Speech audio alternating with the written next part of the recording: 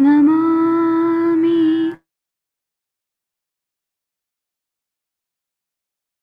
त्वं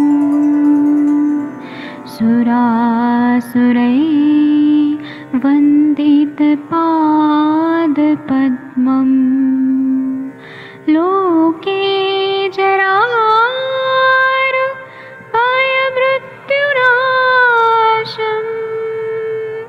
दातारमीशं विविधौषधीनां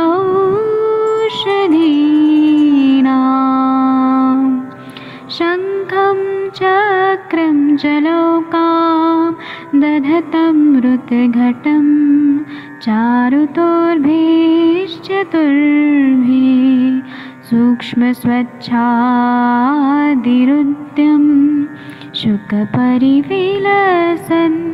मौलिमम्भोजनेत्रम् कालाम्बोदोज्ज्वलाङ्गं कटितटविलसत्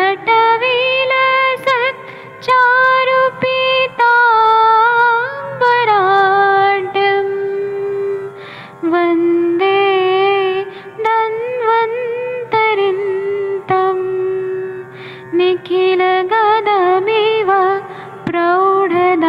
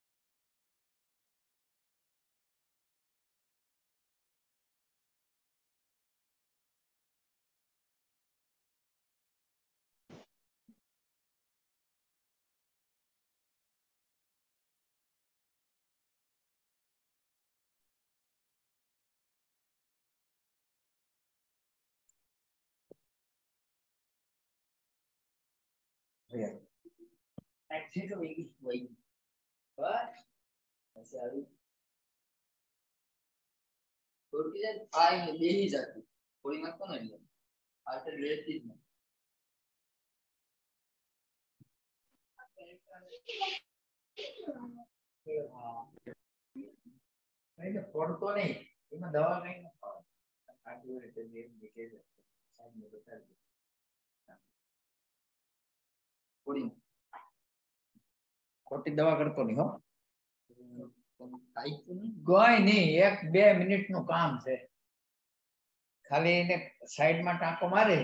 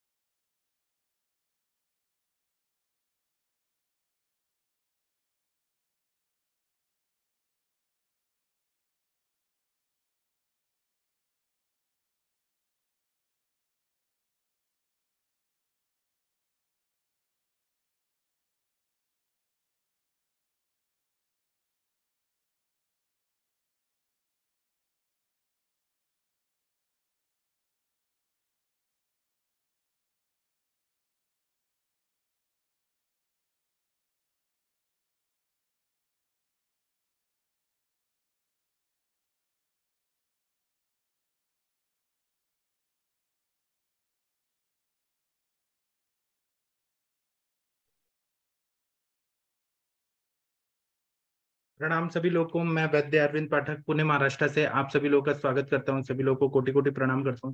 आइए आज हम लोग एंडोमेट्रियल सिस्ट और उसका आयुर्वेदिक चिकित्सा इस पर हम लोग बात करेंगे। आप सबके सब भारत के सर्वश्रेष्ठ चिकित्सक हैं। मेरा जो भी आज मैं पढ़ा रहा हूँ, ये जो लोग बीएमएस की डिग्री हैं लिए हुए हैं उनके लिए है। जो लोग नॉन बीएमएस लोग हैं, नॉन मेडिकल लोग हैं, उनके लिए मैं बिल्कुल नहीं पढ़ा रहा हूँ।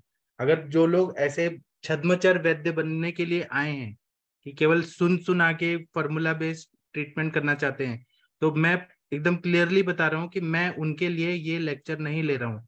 ये मेरा लेक्चर केवल और केवल जो बीएमएस की डिग्री होल्डर लोग हैं, जो डॉक्टर हैं, जिनको गवर्नमेंट ऑफ इंडिया ने काउंसिल्स के तरफ से, स्टेट काउंसिल्स के तरफ से जो डिग्री दी है, रजिस्ट्रेशन किया है, उनके लिए ही है।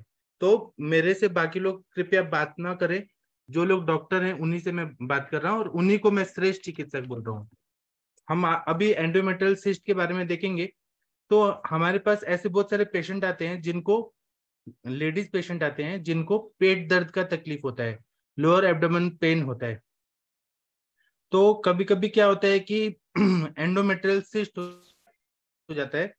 कुछ कुछ अनुभव ऐसा आता है कि 5x4 सेंटीमीटर बड़ा हिमरेजिक राइट ओवरी में सिस्ट होता है। माइल्ड सिस्टाइटिस भी होता है, मतलब यूरिनरी ब्लैडर का इन्फ्लेमेशन भी होता है। एक मिनट, ये चला गया। एक मिनट, यहाँ पे स्क्रीन पे जो दिख रहा था वो चला गया। हाँ, एक मिनट रुक जाइए, एक मिनट।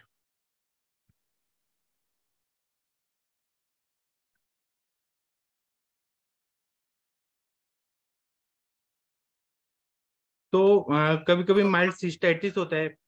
उनका पोस्ट वाइड रेसिडुअल यूरिन भी कुछ रहता है, 10 cc तक पेट में रहता है, यूरिनरी ब्लैडर में रहता है।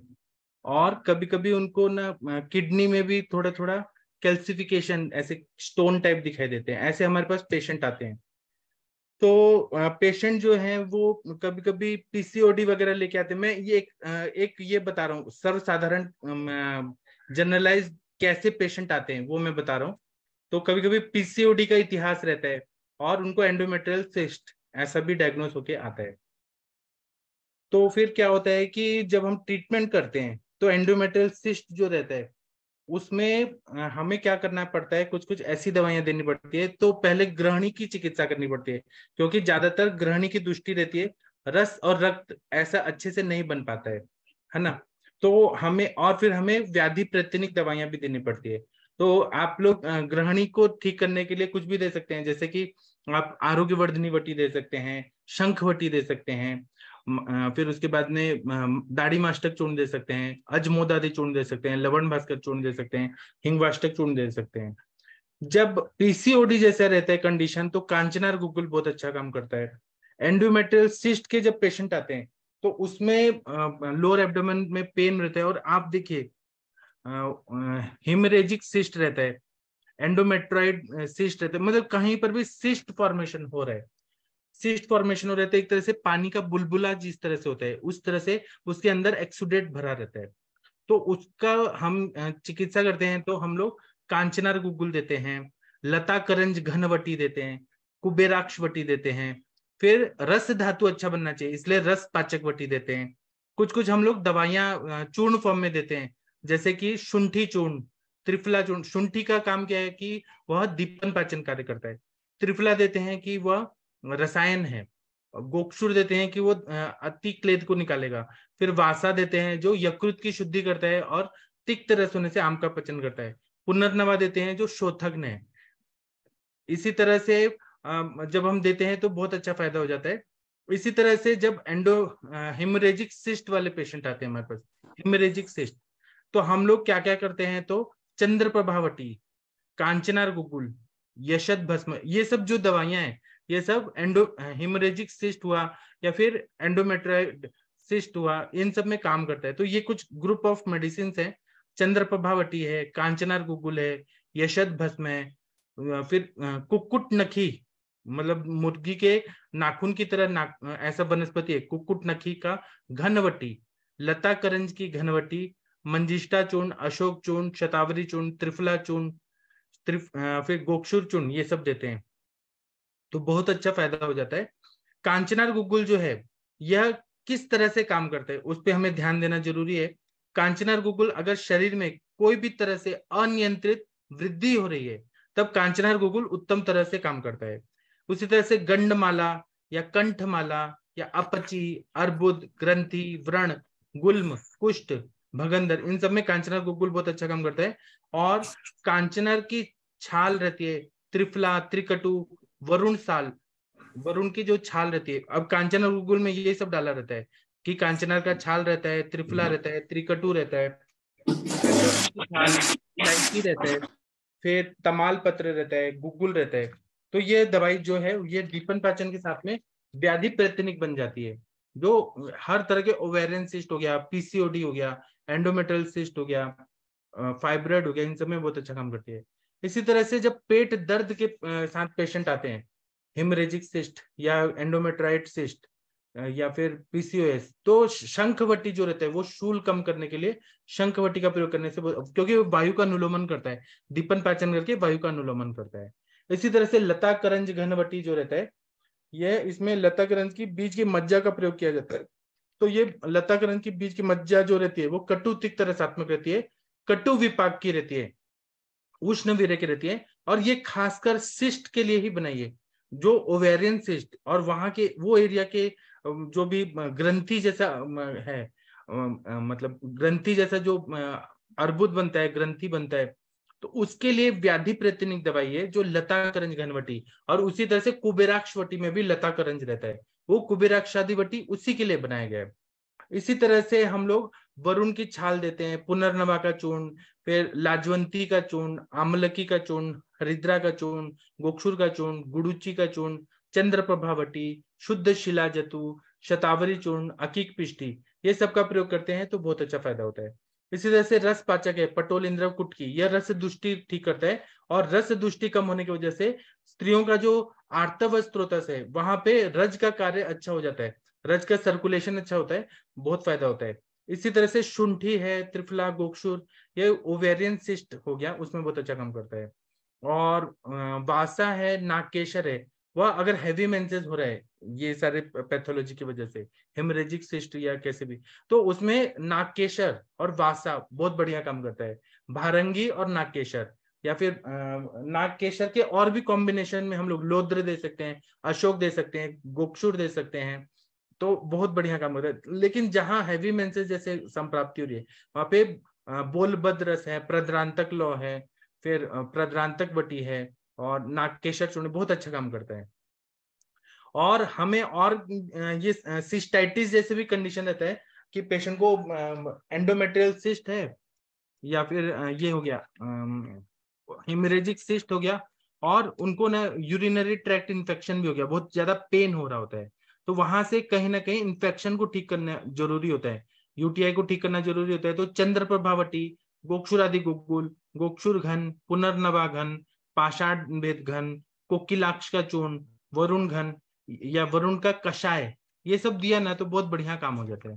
तो हिमरेजिक सिस्ट है ना वो एक दो साइकिल में ठीक हो जाता है, ऐसा कुछ वो नहीं है कि बहुत बड़ा रहता है हिमरेजिक सिस्ट।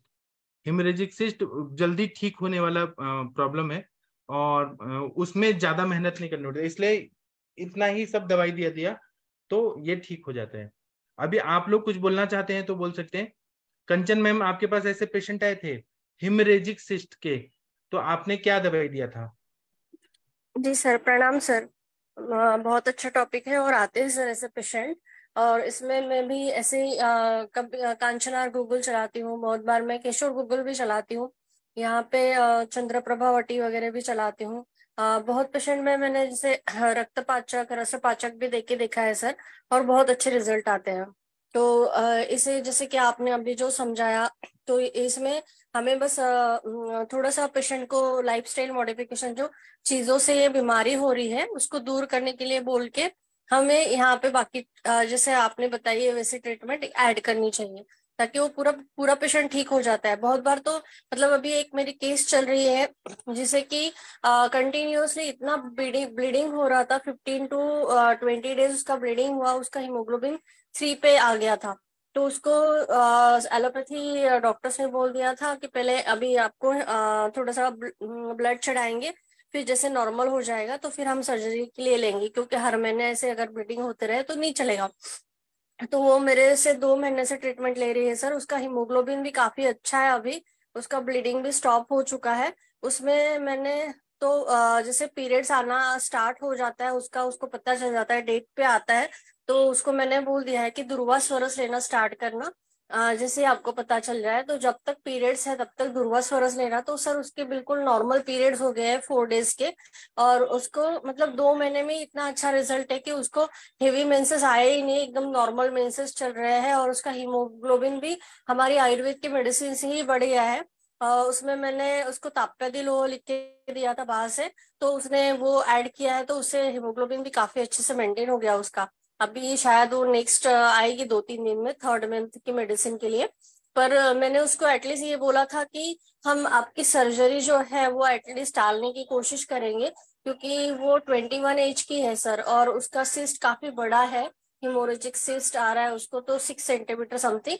तो हम उसका रिजल्ट देख के 3 महीने के बाद सोनोग्राफी रिपीट करके फिर आगे का सोचेंगे कैसे करना है। जी सर, पर अभी के लिए फिलहाल तो पूरा अच्छा लग रहा है मुझे कि उसको सिम्टम वाइज और बाकी चीजें जो थी बॉडी में जो चेंजेस आ रहे थे वो भी काफी हद तक नॉर्मल हो गए हैं। जी सर। जी, और भी सिस्ट जैसे रहते हैं ना, तो सिस्ट का संप्राप्ति जैसे पानी में बुलबुला आता है, उसी तरह का सिस्ट की संप्राप्ति रहती है, उसमें मांस मेद की दृष्टि रहती है। तो हम लोग उसमें मांस पाचक, मेदोपाचक, कुमारी और गुड़ ये दे सकते हैं, तो बहुत बढ़िया काम होता है। चंद्र प्रभावटी है, हर तरह के सिस्ट में बहुत अच्छा काम करती है, क्योंकि वहां पे पानी क्लेद को निकालना है। अभी क्या है, एलोपैथी के डॉक्टर्स पंक्चर करते हैं कोई भी सिस्ट को सर्जरी करके, तो उसमें क्या निकलता है, पानी एक्सुडेट निकलता है।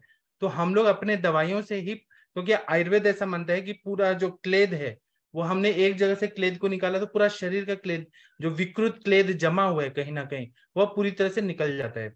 तो सिस्ट वगैरह जो है वो एक तो अग्नि को अच्छा करना है, मतलब जाठराग्नि को अच्छा करना है, धात्वग्नि को अच्छा करना है, भूताग्नि को अच्छा करना है। इसलिए क्रव्याद रस या फिर लशुनादिवटी, जो भी अग्नि को बढ़ाने वाला चिकित्सा है, वो अगर हमने दे दिया, पाचक जितने धातु पाचक ये सब दे दिया ना, रक्त पाचक, मेदोपाचक, मांस पाचक, रस पाचक, तो अग्नि अगर अच्छा हो गया धातुओं का, तो अपने आप सिस्ट डिसॉल्व हो जाता है, कोई भी ऐसे डिफिकल्ट नहीं रहता ये।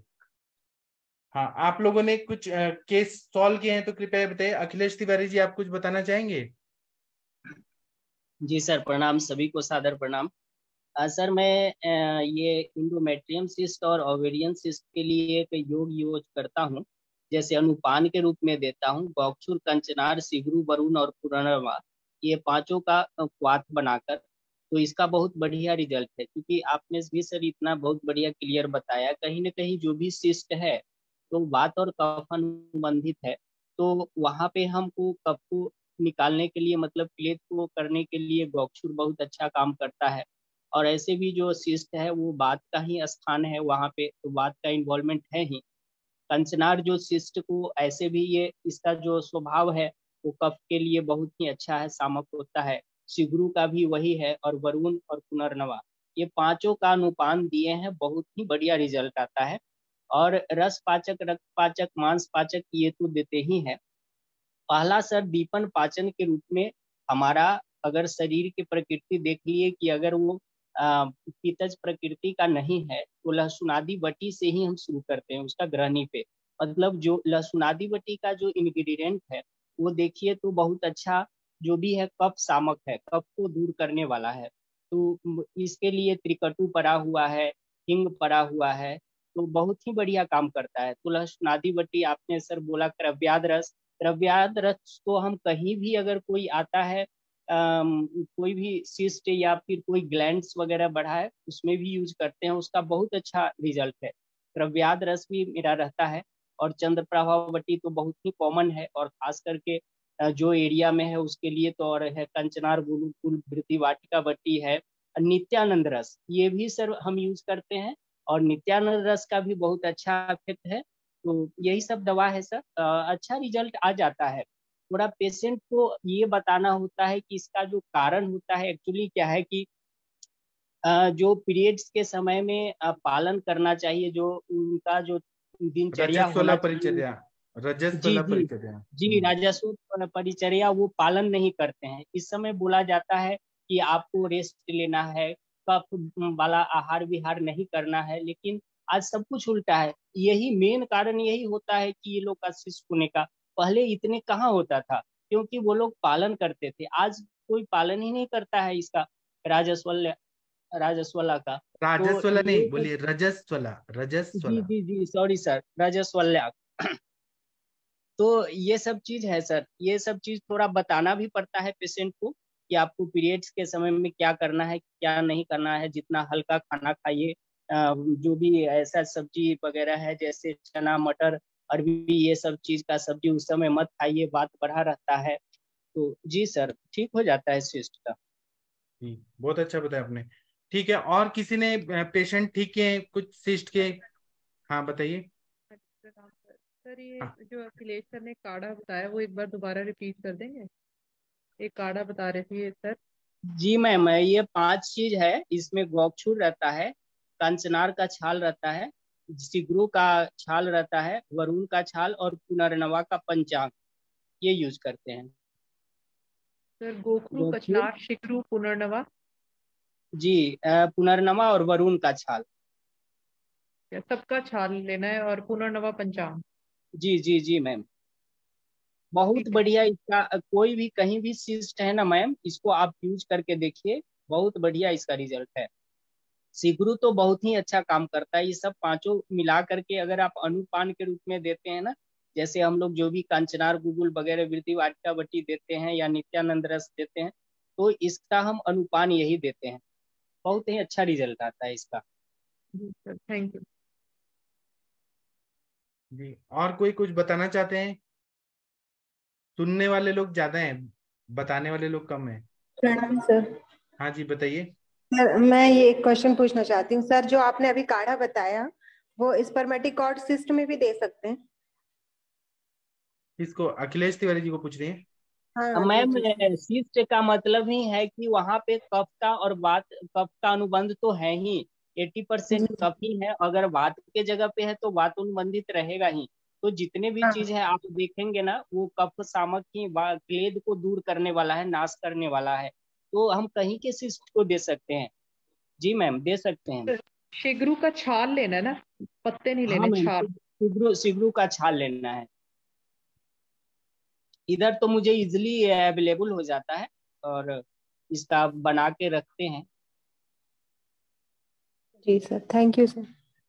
Thank you ma'am. जी, और कोई कुछ बताना चाहते हैं? तकदीर जी, आप कुछ बोलना चाहते हैं? जी सर, मैंने सर ये काफ़ी केसेस किए हैं सॉल्व, लेकिन मैंने सर 90% केसेस में यही देखा है कि सभी को ना ग्रैनी दृष्टि होती है। अगर हम जब ग्रैनी का इलाज करते हैं ना, उसके ट्रीटमेंट से ही सर उनके जो सिम्टम्स होते हैं उनमें रिलीफ आ जाता है और कई बार उनका साइज भी कम हो जाता है। जी ठीक है, थैंक यू। अभी रश्मि मैम, आपने कुछ पूछा है कंचन मैम से, कृपया पूछिए। यहाँ पे फेसबुक पे भी लोग देख रहे हैं। कंचन मैम, आपसे कुछ क्वेश्चन पूछा गया है चैट में। ठीक है, आगे बढ़ते हैं। और किसी को कुछ बताना है, पूछना है? हेलो। हाँ जी प्रणाम सर। सर इसमें आपने एक केस में मेरे को रक्त मोक्षण बताया था, तो सर इससे जो पेशेंट में इसमें पेन बहुत ज्यादा रहता है, तो रक्त मोक्षण किया था तो उसको पेशेंट को उसी समय तुरंत लाभ मिल गया था। तो अच्छा। इसमें सर 15-15 दिन पे सर आपने उससे जलौका से बताया था, तो जलौका नहीं थी तो वैसे ही उसको कैल्विन सेट से ही किया सर, तो उसको काफी आराम मिल गया था सर। उसके बाद 15 डेज के बाद दोबारा रिपीट किया सर, उसको पेन नहीं दोबारा हुआ। 3-4 महीने सर ऐसा मतलब बार बार उसको रक्त मोक्षण कराते गए, और आपने बोला था कि उसको थोड़ा थोड़ा नित्य करके विरेचन भी देते जाना, क्योंकि उसको भी ऐसा था, और साथ में क्रव्याद रस शुरू कराया था सर। तो उसको बाद पेशेंट को सर दोबारा कभी भी पेन नहीं हुआ, 4 मंथ्स हो गए।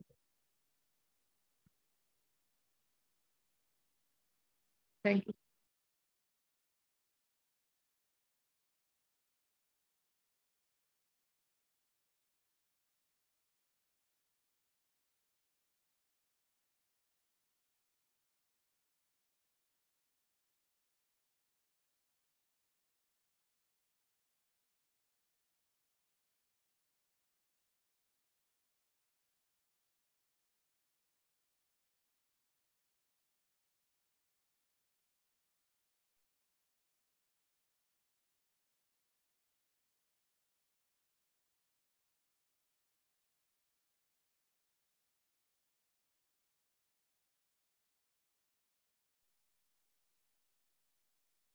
हेलो। हाँ बोलिए सर।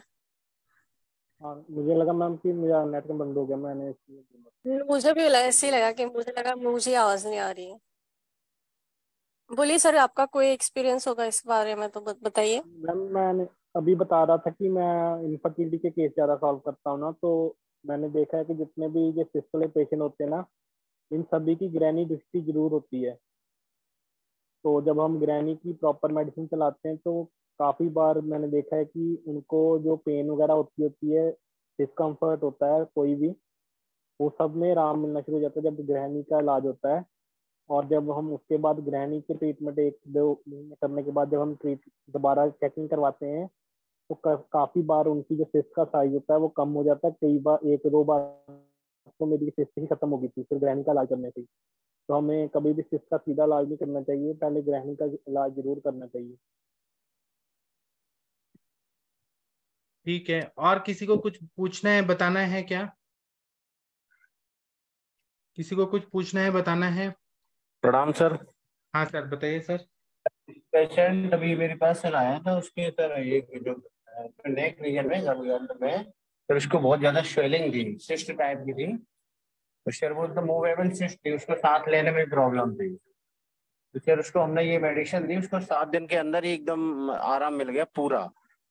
इसमें जो आपने बताया सर, इसमें आरोग्य वर्धनी बटी, कांचनार, गूगल, और ये पुनर्नवा मंडूर, वृद्धि वाटिका बटी, त्रिफला गूगल, और बचा गिलोय शत। और सर ये पुनर्नवा का ये ताजा फ्रेश मिल गया था इसके साथ में, जो फार्मूला बताया था ग्रंथि फार्मूला में।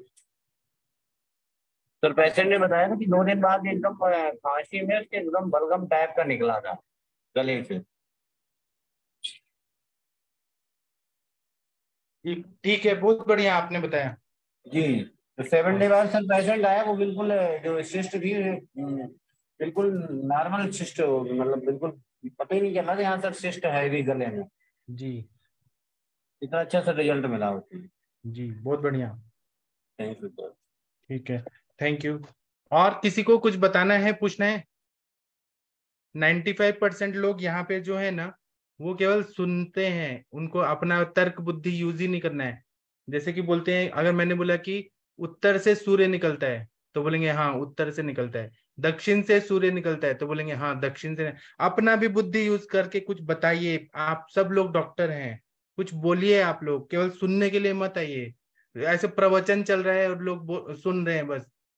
पहले आप लोग देखिए, 2-3 साल पहले के जो लोग थे, वो कुछ तो तर्क करते थे, क्रॉस एग्जामिनेशन करते थे कि ये बोल रहे हैं ये गलत है सही है, कुछ तो बोला करिए आप लोग। ठीक है, अभी मैं सेशन बंद करता हूँ। थैंक यू, प्रणाम सभी लोगों को, thank you. Thank you sir.